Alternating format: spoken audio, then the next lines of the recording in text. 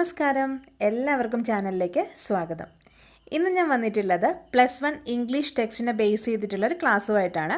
ഇന്ന് ഞാൻ ഇൻട്രൊഡ്യൂസ് ചെയ്യുന്നത് ട്രാവൽ എസ്സേ ആണ്. കഴിഞ്ഞ കുറച്ച് ദിവസങ്ങൾക്ക് മുൻപ് ഒരു കുട്ടി എന്നോട് ട്രാവൽ എസ്സേ പറ്റിയിട്ട് ചോദിച്ചിട്ടുണ്ടായിരുന്നു. ആ കുട്ടി തന്നെയാണ് പറഞ്ഞത് 8 മാർക്സിനാണ് ട്രാവൽ എസ്സേ യൂഷ്വലി ചോദിക്കുക. അപ്പം 8 മാർക്സിന് എഴുതാൻ പറ്റുന്ന ഒരു ട്രാവൽ എസ്സേ അപ്ലോഡ് ചെയ്യുമോ എന്ന് ചോദിച്ചിട്ടുണ്ടായിരുന്നു. അപ്പം അത് എൻ്റെ മനസ്സിലുണ്ടായിരുന്നു. അതുകൊണ്ടാണ് ഇങ്ങനൊരു വീഡിയോ ചെയ്യുന്നത്.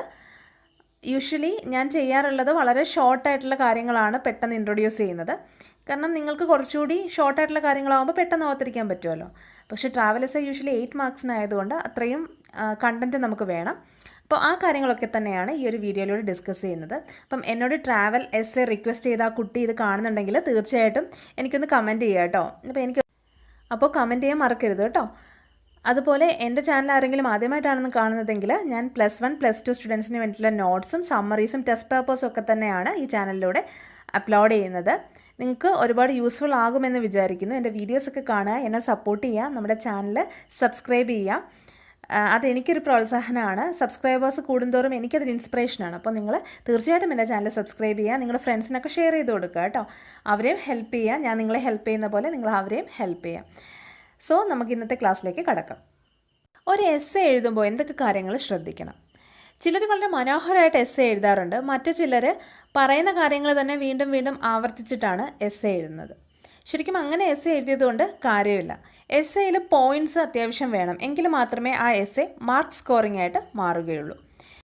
പാരഗ്രാഫ് ക്വസ്റ്റ്യൻ എഴുതുമ്പോൾ യൂഷ്വലി ഒരു പാരഗ്രാഫിലാണ് നമ്മൾ കാര്യങ്ങൾ എഴുതുന്നത് എങ്കിൽ എസ്സേ എഴുതുമ്പോൾ ഏകദേശം 6 or 7 പാരഗ്രാഫ്സ് മിനിമം നമ്മൾ അതിൽ ഇൻക്ലൂഡ് ചെയ്യണം.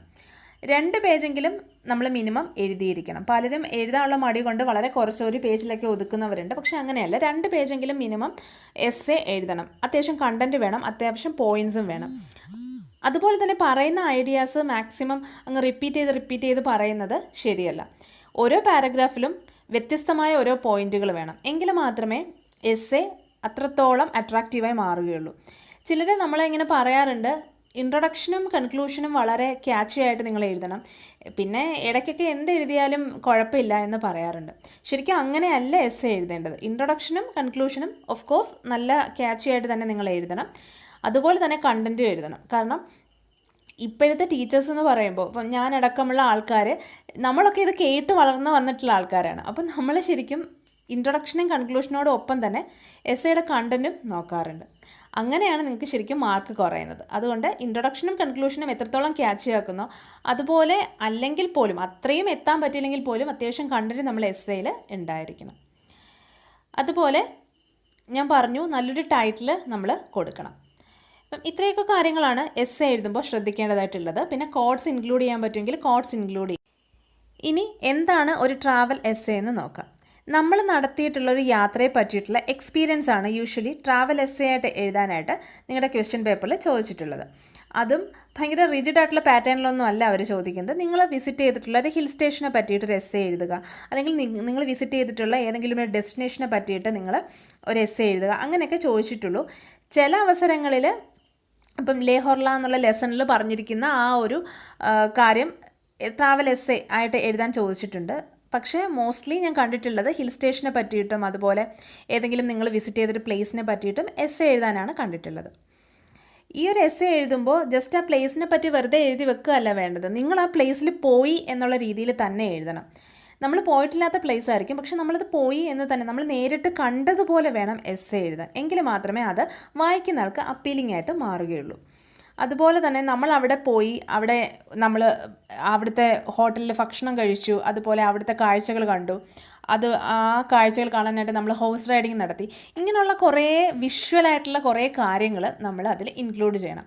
വായിക്കുന്ന ആൾ കാണുമ്പോൾ അല്ലെങ്കിൽ വായിക്കുന്ന ആളുടെ ഉള്ളിൽ ആ ഒരു കാഴ്ച നേരിട്ട് കാണുന്നൊരു അനുഭവം വേണം.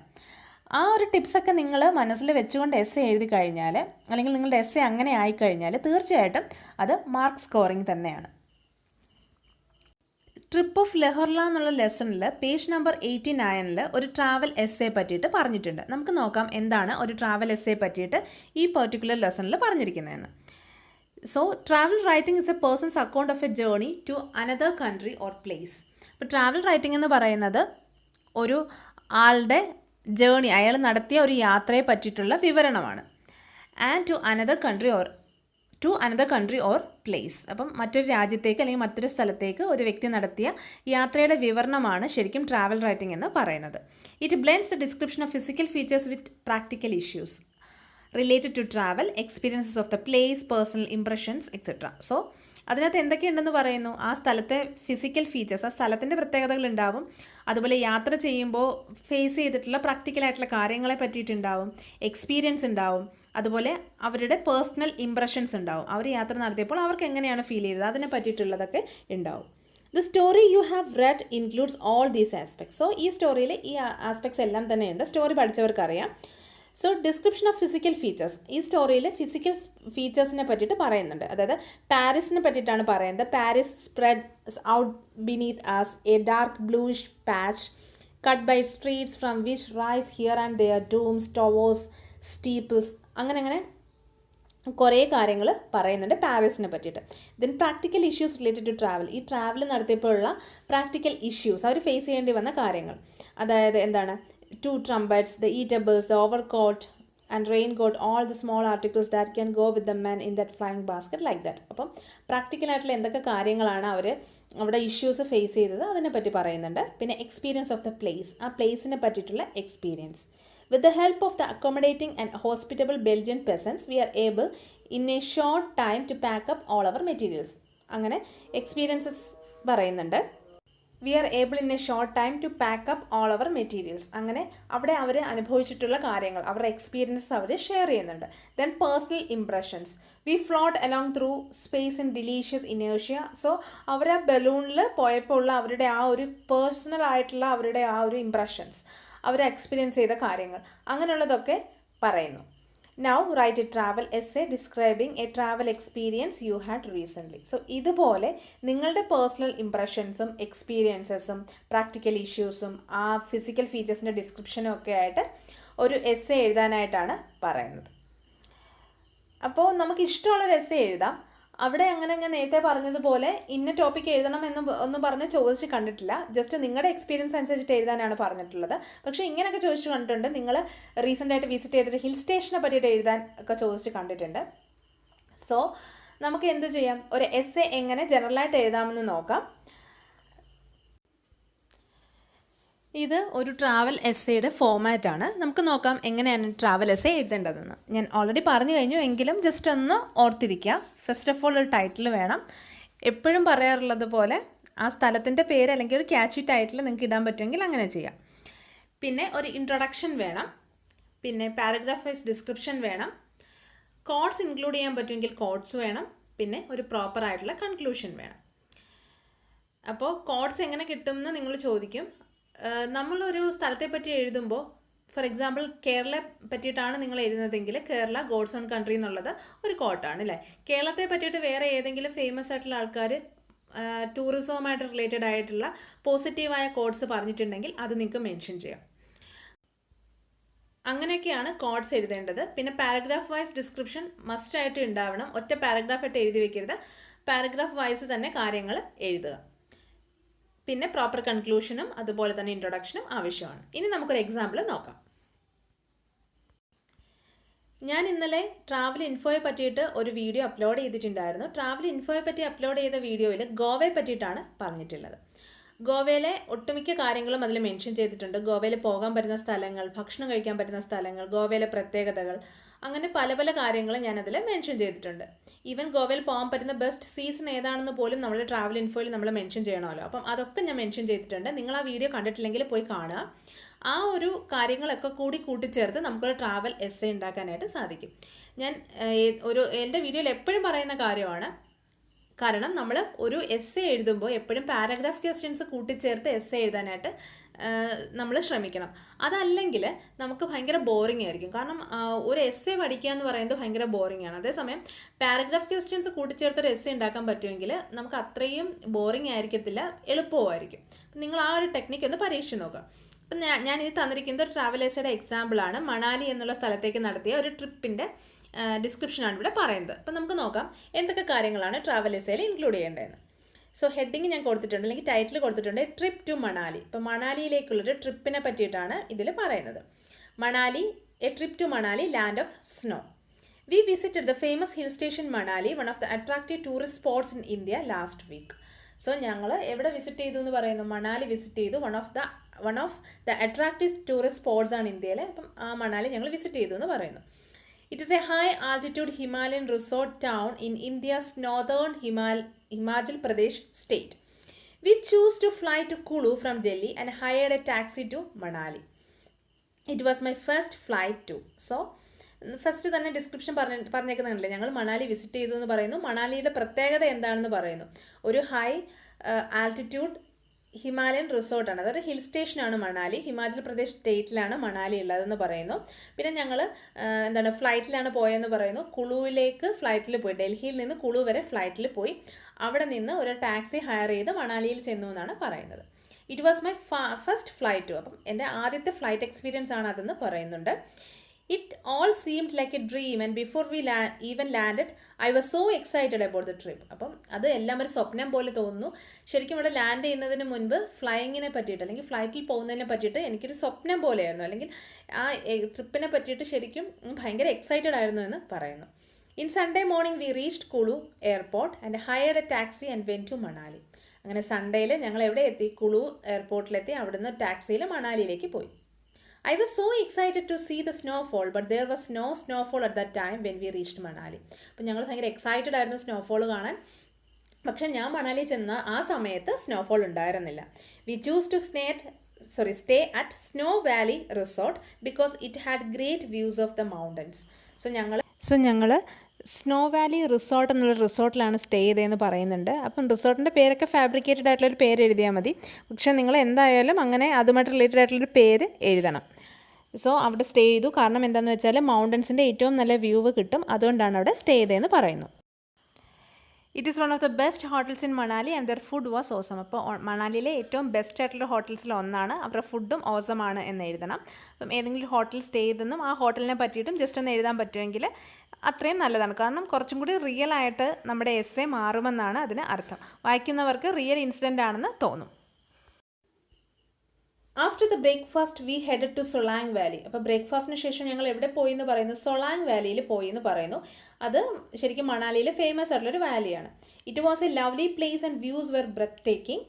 The place was covered by snow. Solang Valley is covered with snowy mountains and a small waterfall is also there which gives heaven-like look. So Solang Valley full snow covering ആയിരുന്നു. അതിനോടൊപ്പം തന്നെ അതൊരു സ്നോയി മൗണ്ടൻ ആണ്. അതിൻ്റെ തൊട്ടടുത്ത് തന്നെ എന്തുകൊണ്ട് സൊളാങ് വാലിയുടെ തൊട്ടടുത്ത് തന്നെ കുറേ മൗണ്ടൻസ് ഇങ്ങനെ സ്നോയി മൗണ്ടൻസ് ഇങ്ങനെ സറൗണ്ട് ചെയ്തിട്ടുണ്ടായിരുന്നു. അതിൻ്റെ തൊട്ടടുത്ത് തന്നെ ചെറിയൊരു വാട്ടർഫാളും ഉണ്ടായിരുന്നു. ഹെവൻ പോലെയായിരുന്നു ശരിക്കും സൊളാങ് വാലി കാണാനെന്നാണ് പറയുന്നത്.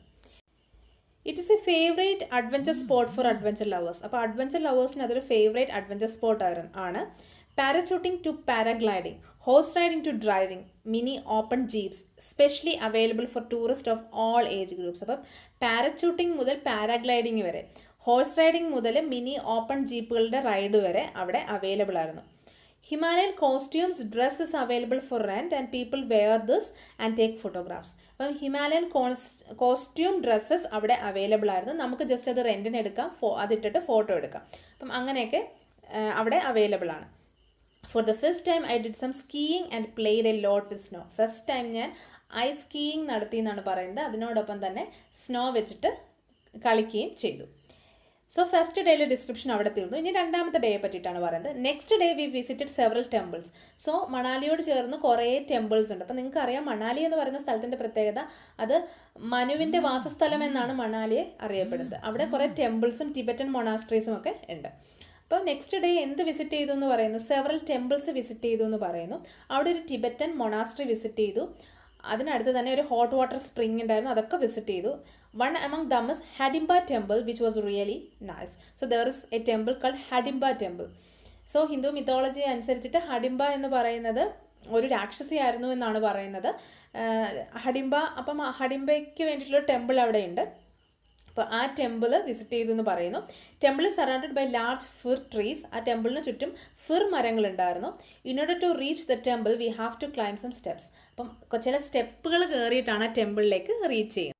After that we visited 2 Tibetan monasteries. അതിനുശേഷം 2 ടിബറ്റൻ മൊണാസ്ട്രീസ് വിസിറ്റ് ചെയ്തു എന്നാണ് പറയുന്നത്. സോ മണാലിയും ടിബറ്റൻ മൊണാസ്ട്രീസിന് ഭയങ്കര ഫേമസ് ആയിട്ടുള്ളൊരു പ്ലേസ് ആണ്. സോ ബുദ്ധിസ്റ്റ് മൊണാസ്ട്രീസ് മണാലിയിൽ ഒരുപാടുണ്ട്. അപ്പോൾ ശരിക്കും അത് കൂടി നിങ്ങൾ ഓർക്കണം.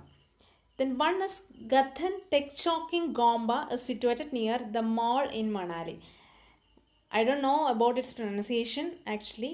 എനിക്ക് തോന്നിയ ഒരു രീതിയിൽ പ്രൊനൗൺസ് ചെയ്തതേ ഉള്ളൂ കേട്ടോ. ഇങ്ങനെ ആയിരിക്കില്ല കറക്റ്റ് പ്രൊനൗൺസിയേഷൻ. സോ അങ്ങനത്തെ ഒരു മൊണാസ്ട്രി ഉണ്ട്. The unique feature of the monastery is the handicrafts of Tibetan artistry and the carpets that are woven and sold in the monastery. അപ്പം ഈ മൊണാസ്ട്രിയുടെ പ്രത്യേകത എന്താണ്? അവിടെ ഹാൻഡിക്രാഫ്റ്റ് ഐറ്റംസ് വിൽക്കുന്ന ഒരു മൊണാസ്ട്രിയാണ്. അവിടെ തന്നെ ചെയ്തിട്ട് വിൽക്കുന്ന ഒരു മൊണാസ്ട്രിയാണ്. The architecture of the monastery represents the Tibetan style of architecture. So Tibetan style of architecture ഒരു മൊണാസ്ട്രി കൂടിയാണ് ഈ ഒരു gompa monastery. A statue of Lord Buddha is situated near the monastery. ആ മൊണാസ്ട്രിയുടെ അടുത്ത് തന്നെ ആരുടെ ഒരു സ്റ്റാച്യു ഉണ്ടെന്നാണ് പറയുന്നത്? ലോർഡ് ബുദ്ധയുടെ ഒരു സ്റ്റാച്യു ഉണ്ട്. Another one is the Himalayan Nyingmapa Gompa is situated near the market place in Manali. അത് മറ്റൊരു ടിബറ്റൻ മൊണാസ്ട്രിയാണ്. That monastery is famous for it scenic beauty. It is situate in the midst of sunflowers. So സൺഫ്ലവേഴ്സിൻ്റെ നടുക്കാണ് ഇങ്ങനത്തെ ഒരു monastery ഉള്ളത്. അതുകൊണ്ട് തന്നെ അതിൻ്റെ ബ്യൂട്ടിയിൽ അത് ഭയങ്കര ഫേമസ് ആണ്. Monastery glows at night with light bulbs lit to lighten it up. അപ്പോൾ രാത്രിയാകുമ്പോൾ നിറയെ ബൾബ്സ് വെച്ചിട്ട് ആ മൊണാസ്ട്രി ഇങ്ങനെ വെച്ചിട്ടുണ്ട് എൻ്റെ ചുറ്റും. അപ്പോൾ മൊണാസ്ട്രി ഇങ്ങനെ ഗ്ലോ ചെയ്യും എന്നാണ് പറയുന്നത്. Architecture of this monastery replicates A modern style than the earlier one. So first നമ്മൾ പറഞ്ഞ മൊണാസ്ട്രിയുടെ പ്രത്യേകത അത് ടിബറ്റൻ ആർക്കിടെക്ചർ ആണെങ്കിൽ ഈ മൊണാസ്ട്രിക്ക് ഒരു മോഡേൺ ആർക്കിടെക്ചർ ആണെന്ന് പറയുന്നു. Then these monasteries are surrounded by several small shops selling beautiful handicrafts and carpets made by Tibetan people living near these monasteries. These monasteries also run a school of arts and a carpet weaving center to preserve ancient Tibetan art. So ഇതിനടുത്ത് തന്നെ ഒരു school of ആർട്സും അതുപോലെ carpet weaving സെൻറ്ററും ഉണ്ട്. അവരുടെ ആ ഒരു culture preserve ചെയ്യാൻ വേണ്ടിയിട്ടാണ് അങ്ങനത്തെ ഒരു സെൻറ്റർ അവിടെ സ്ഥാപിച്ചിരിക്കുന്നത്. Paintings inside these buildings depict events from Buddha's life and Kalachakra, that is the wheel of life fixed on the wall of the monastery, shows the human life cycle. So ആ മൊണാസ്ട്രിക്കുള്ളിൽ paintings ഉണ്ടെന്ന് പറയുന്നു. ആ paintings Lord ബുദ്ധയുടെ ലൈഫിനെ കാണിക്കുന്ന paintings ആണ്. അതുപോലെ ഒരു കാലചക്ര ഉണ്ടെന്ന് പറയുന്നു. അതൊരു വീൽ ഓഫ് ലൈഫാണ്. ആ മൊണാസ്ട്രിയിലെ വാളിൽ ഇങ്ങനെ ഫിക്സ് ചെയ്തിട്ടുണ്ട്. നിങ്ങൾ ടിബറ്റൻ മൊണാസ്ട്രീസ് അല്ലെങ്കിൽ ബുദ്ധിസ്റ്റ് മൊണാസ്ട്രീസ് കാണുമ്പോൾ കണ്ടിട്ടില്ലേ ആൾക്കാർ ഇങ്ങനെ പിടിച്ച് കറക്കുന്നത്? ഒരു നീളത്തിലുള്ളൊരു ബോൾ ടൈപ്പ് സംഭവം ഇങ്ങനെ കറക്കുന്നത് കണ്ടില്ലേ? അപ്പോൾ ശരിക്കും അതാണ് ഇവിടെ വീൽസ് ഓഫ് ലൈഫ് എന്ന് പറഞ്ഞ് ഉദ്ദേശിക്കുന്നത്. Then the Buddhist believe that rotating these wheels gives salvation. So Buddhist വിശ്വസിക്കുന്ന എന്താണ്? ഈ വീൽസ് റൊട്ടേറ്റ് ചെയ്താൽ അവർക്ക് സാൽവേഷൻ കിട്ടുമെന്നാണ് വിശ്വസിക്കുന്നത്. അതായത് എന്താണ് അവർക്ക് പൂർണ്ണത കിട്ടും എന്നാണ് അവർ വിശ്വസിക്കുന്നത്. The Buddhists believe that rotating these wheels gives salvation. We then went to a couple more tourist destinations and went back to the hotel. So അതിനുശേഷം ഞങ്ങൾ കുറേ ടൂറിസ്റ്റ് ഡെസ്റ്റിനേഷൻസിൽ പോയി. After that we went back to the hotel. അതിനുശേഷം ഹോട്ടലിലേക്ക് തിരിച്ചും പോയി. ഈ ഒരു പെർട്ടിക്കുലർ പാരഗ്രാഫ് കുറച്ച് വലുതാണ്. അപ്പോൾ നിങ്ങളുടെ കൺവീനിയൻസിന് നിങ്ങൾക്ക് വേണമെങ്കിൽ അത് ചെറുതാക്കി ഡിവൈഡ് ചെയ്ത് രണ്ടായിട്ട് എഴുതാം കേട്ടോ. At night we went on food to the market for shopping. രാത്രി ഞങ്ങൾ ഷോപ്പിങ്ങിന് പോയി എന്ന് പറയുന്നു. First time in my life I saw the magnificence of the night sky. അപ്പം ജീവിതത്തിൽ ആദ്യമായിട്ടാണ് നൈറ്റ് സ്കൈ ഇത്രയും ഭംഗിയായിട്ട് ഞാൻ കാണുന്നതെന്ന് പറയുന്നു. It was so beautiful. Next day in the morning we visited Rohtang pass, a high mountain pass on the eastern Pir Panjal range of the Himalayas, around 51 kilometres from Manali. It is a heaven of trekkers. So Rohtang pass visit ചെയ്തു. അത് heaven of trekkers ആണ്. Trekking through this pass refreshed our mind. We visited nearby street shops and purchased spices, coffee, bamboo products and herbal products etc. അതിനുശേഷം എവിടെ വന്നു എന്ന് പറയുന്നു? കുറച്ച് street shops visit ചെയ്തു. അവിടുത്തേതായ കുറച്ച് പ്രോഡക്ട്സ്, അവിടുത്തെ സ്പെഷ്യാലിറ്റി ആയിട്ടുള്ള കുറച്ച് പ്രോഡക്ട്സ് വാങ്ങിച്ചു. അതിൽ സ്പൈസസ് ഉണ്ട്, കോഫി ഉണ്ട്, ബാംബു ഉണ്ട്, അപ്പം അങ്ങനത്തെ കാര്യങ്ങൾക്ക് ഹെർബൽ പ്രോഡക്ട്സ് ഉണ്ട്, ഇതൊക്കെ വാങ്ങിച്ചു. And by 6 PM we reached airport. 6 മണിയായപ്പോഴത്തേക്കും എയർപോർട്ടിലെത്തി. അതിനുശേഷം started journey back to home. തിരിച്ച് വീട്ടിലേക്ക് വന്നു. Our trip to Manali was an unforgettable experience. I wish we would visit this place again. അപ്പം ഞങ്ങളുടെ മണാലിയിലേക്കുള്ള ട്രിപ്പ് വളരെ മറക്കാൻ പറ്റാത്ത എക്സ്പീരിയൻസ് ആയിരുന്നു ഞങ്ങൾക്ക് തന്നത്. ഇനിയും ഞങ്ങൾ അവിടേക്ക് പോകുമെന്ന് വിചാരിക്കുന്നു, അല്ലെങ്കിൽ ഇനിയും അവിടേക്ക് പോകാനായിട്ട് ഞങ്ങൾ ആഗ്രഹിക്കുന്നു. ഇത്രയേ ഉള്ളൂ നമ്മുടെ ട്രാവൽ എസ്സേ. ഇതിൻ്റെ ലാസ്റ്റ് കൺക്ലൂഡിങ് ലൈൻസ് 2 ലൈൻസ് ഞാൻ ഇൻക്ലൂഡ് ചെയ്തിട്ടുള്ളൂ. അത് നിങ്ങൾക്ക് ഏതൊരു ട്രാവലിംഗ് എസ്സേയുടെയും കൺക്ലൂഡിങ് ലൈൻസ് ആയിട്ട് എഴുതാവുന്നതാണ്. ഇത്രയേ ഉള്ളൂ നമ്മുടെ ട്രാവലിംഗ് എസ്സേ. ഷോർട്ടാണ്, പക്ഷെ കാര്യങ്ങൾ എല്ലാം ഇൻക്ലൂഡ് ചെയ്തിട്ടുണ്ട്. ഒരു മിനിമം ഇത്രയൊക്കെ എങ്കിലും നിങ്ങൾ ട്രാവലിംഗ് എസ്സേയിൽ എഴുതിയിരിക്കണം. മിനിമം 6 or 7 പാരഗ്രാഫ്സ് നിങ്ങൾ എന്തായാലും ട്രാവലിംഗ് എസ്സേ ആയിട്ട് എഴുതണം. ഞാൻ ഷോർട്ടായിട്ട് കുറച്ചുകൂടി ഞാൻ കണ്ടൻറ്റ് കുറച്ചിരിക്കുന്നത് പഠിക്കുവാൻ, ഇംഗ്ലീഷ് പഠിക്കാൻ പാടുള്ള ആൾക്കാർ ഇത്രയെങ്കിലും പഠിക്കട്ടെ എന്ന് കരുതിയിട്ടാണ് കേട്ടോ. കുറച്ചുകൂടി കാര്യങ്ങൾ നിങ്ങൾ ഇൻക്ലൂഡ് ചെയ്യണം. ഒന്നുകൂടി ഞാൻ പറയാം, ട്രാവൽ എസ്സേ എഴുതുമ്പോൾ നിങ്ങളുടെ മനസ്സിലുണ്ടായിരിക്കേണ്ട കാര്യം, നിങ്ങൾക്ക് ഫെമിലിയർ ആയിട്ടുള്ള പ്ലേസിനെ പറ്റിയിട്ടായിരിക്കണം നിങ്ങൾ ട്രാവൽ എസ്സേ എഴുതേണ്ടത്. 2, ആ പ്ലേസിനെ പറ്റി മാത്രം നിങ്ങളുടെ ഉള്ളിലുണ്ടായാൽ പോരാ, ആ പ്ലേസുമായിട്ട് റിലേറ്റഡ് ആയിട്ടുള്ള മറ്റ് വിസിറ്റ് ചെയ്യാൻ പറ്റുന്ന ചില സ്ഥലങ്ങളെ പറ്റിയിട്ടുള്ള ഡിസ്ക്രിപ്ഷനും നിങ്ങളുടെ ഉള്ളിൽ ഉണ്ടായിരിക്കണം. പിന്നെ ആ സ്ഥലത്ത് നിന്ന് കിട്ടുന്ന സാധനങ്ങൾ എന്തൊക്കെയാണ്, നമുക്ക് അവിടെ നിന്ന് എന്തൊക്കെ വാങ്ങാൻ പറ്റും, ഏതൊക്കെ ഫുഡ് അവിടെ നിന്ന് ആസ്വദിക്കാൻ പറ്റും, അങ്ങനെയുള്ള കാര്യങ്ങളും ഒക്കെ തന്നെ നിങ്ങളുടെ ഉള്ളിൽ ഉണ്ടായിരിക്കണം. അതൊക്കെ നിങ്ങൾക്ക് ആഡ് ചെയ്ത് എസ്സേ കുറച്ച് വലുതാക്കി തന്നെ എഴുതുക. അപ്പം എപ്പോഴും ശ്രദ്ധിക്കേണ്ട ഒരു കാര്യം, നിങ്ങൾ ഒരു സ്ഥലത്തോടുള്ള ഇഷ്ടം കൊണ്ട് മാത്രം ട്രാവൽ എസ്സേ എഴുതാൻ നിൽക്കരുത്. ആ സ്ഥലത്തെക്കുറിച്ചിട്ടുള്ള കുറേ കാര്യങ്ങളൊക്കെ നിങ്ങൾക്ക് അറിയാമെങ്കിൽ മാത്രമേ നിങ്ങൾ ആ സ്ഥലത്തെ പറ്റി ട്രാവൽ എസ്സേ എഴുതാൻ പാടുള്ളൂ. നിങ്ങൾ ഓരോരുത്തരും ഈ മണാലിയെ പറ്റിയിട്ടുള്ള എസ്സേ ആണ് എഴുതുന്നതെങ്കിൽ ഇതിൽ കുറച്ച് കാര്യങ്ങളും കൂടി നിങ്ങളുടേതായ ഐഡിയയിൽ ആഡ് ചെയ്തിട്ട് വേണം ഇത് എഴുതാനായിട്ട്. കാരണം ഇപ്പോൾ ഒരുപാട് ആൾക്കാർ ഈ ഒരു പെർട്ടിക്കുലർ എസ്സേ കാണുന്നുണ്ടാവും, ഒരുപാട് ആൾക്കാർ എഴുതുന്നുണ്ടാവും. അപ്പോൾ പേപ്പർ ചിലപ്പോൾ വായിക്കുന്നവർക്ക് ഒരു വെറൈറ്റി ഉണ്ടാവില്ല. പക്ഷേ ഇതിൽ നിങ്ങൾ കുറേയും കൂടി കാര്യങ്ങൾ, ഇപ്പം റോട്ടാങ് പാസിനെ പറ്റിയിട്ടോ അല്ലെങ്കിൽ പിർപ്പാഞ്ചൽ റേഞ്ചിനെ പറ്റിയിട്ടോ ഒക്കെ കുറേയും കൂടി കാര്യങ്ങൾ ആഡ് ചെയ്ത്, നിങ്ങൾ വേറെയും കുറേ സ്ഥലങ്ങൾ വിസിറ്റ് ചെയ്തു എന്ന് പറഞ്ഞൊക്കെ കുറച്ചുകൂടി കാര്യങ്ങൾ ആഡ് ചെയ്ത് എഴുതി കഴിഞ്ഞാൽ, അല്ലെങ്കിൽ മണാലിയെ പറ്റിയിട്ടുള്ള കുറച്ചുകൂടി ഡിസ്ക്രിപ്ഷൻസ് നിങ്ങൾ ആഡ് ചെയ്ത് എഴുതി കഴിഞ്ഞാൽ നിങ്ങളുടെ എസ്സേ ഒരു വെറൈറ്റി എസ്സേ ആയിരിക്കും. ഇതിലെ കാര്യങ്ങളും ഉണ്ട്, നിങ്ങളുടെ കയ്യിൽ നിന്നുള്ള കാര്യങ്ങളും ഉണ്ട് അല്ലേ. അപ്പോൾ എസ്സേ കുറച്ചുകൂടി വെറൈറ്റി ആയിരിക്കും, മാർക്ക് സ്കോറിങ് ആയിരിക്കും. ഏതൊരു ആൻസറും ഇപ്പം എൻ്റെ വീഡിയോ മാത്രമല്ല, ആരുടെ വീഡിയോയിൽ നിന്നും നിങ്ങൾ നോട്ട്സ് എടുക്കുമ്പോൾ നിങ്ങളുടേതായ ഐഡിയാസും കൂടി അതിൽ കൂട്ടിച്ചേർത്തിട്ട് വേണം എഴുതാൻ. എങ്കിൽ മാത്രമേ നമ്മുടെ എസ്സേ വെറൈറ്റി ആവത്തുള്ളൂ. പിന്നെ ഇംഗ്ലീഷ് പഠിക്കുവാൻ വളരെ ടഫായിട്ടുള്ള കുട്ടികൾ അങ്ങനെ ചെയ്യേണ്ട എന്നാണ് ഞാൻ പറയുന്നത്. കാരണം എടുത്ത് എഴുതി കുളമാക്കുന്നതിലും നല്ലത് നിങ്ങൾക്ക് ഉള്ള സംഭവം വൃത്തിയായിട്ട് എഴുതുന്നതാണ് ഇംഗ്ലീഷ് പഠിക്കാൻ പാടുള്ളവർക്ക് കേട്ടോ. കുറച്ചുകൂടി മാർക്ക് സ്കോർ ചെയ്യാനായിട്ട് നിങ്ങൾ വെറൈറ്റി ആയിട്ട് തന്നെ എഴുതണം. അതിന് വേണ്ടിയിട്ട് കുറച്ച് നോട്ട്സും കൂടി ആഡ് ചെയ്ത് എഴുതണം. അപ്പം ഇത്രയേ ഉള്ളൂ ഇന്നത്തെ ഈ ഒരു പെർട്ടിക്കുലർ ക്ലാസ്.